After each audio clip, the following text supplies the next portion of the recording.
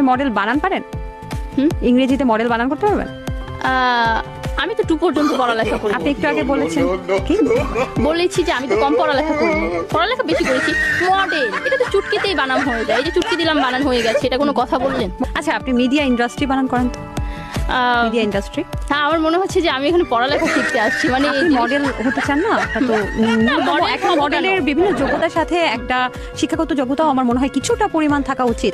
যেই ইন্ডাস্ট্রিতে কাজ করবে সেই ইন্ডাস্ট্রি বানানটা তো অবশ্যই জানা উচিত। শোয়ের বাইরে গিয়ে আপনার যত বানান আছে। আপনি নায়িকা ইংরেজি কি জানেন? নায়িকা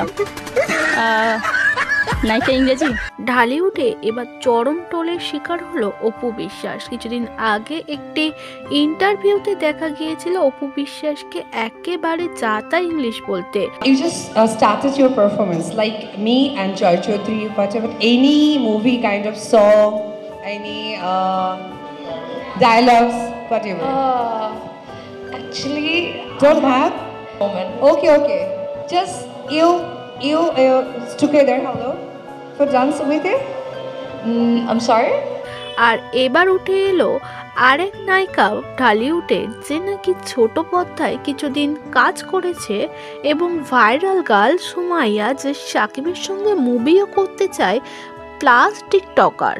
তাকে এবার একটি ইন্টারভিউতে সব বানান বলতে বললে তিনি হেগে ছড়াচ্ছে। তেমনি অপু বিশ্বাস ইংলিশে কথা বলতে গিয়ে ইংলিশ, উর্দু যা ভাষা ছিল সব একসঙ্গে বলে ফেলেছে।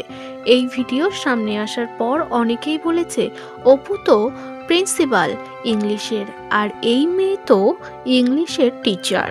এমনই নানান রকম ব্যঙ্গ ছলে তাদেরকে মন্তব্য করা হয়েছে। কারোর আবার মুখের কথা ইন্ডাস্ট্রি জগৎটা কিভাবে যে এরা ছোট করছে সেটা এরা বুঝতে পারছে না। ইন্ডাস্ট্রি আমরা জানি ভীষণ হাইফাই শিক্ষিত মানুষেরা থাকে। শিক্ষিত না হলেও যার যতটুকু শিক্ষাগত যোগ্যতা সে সেভাবেই পরিচয় দেয়।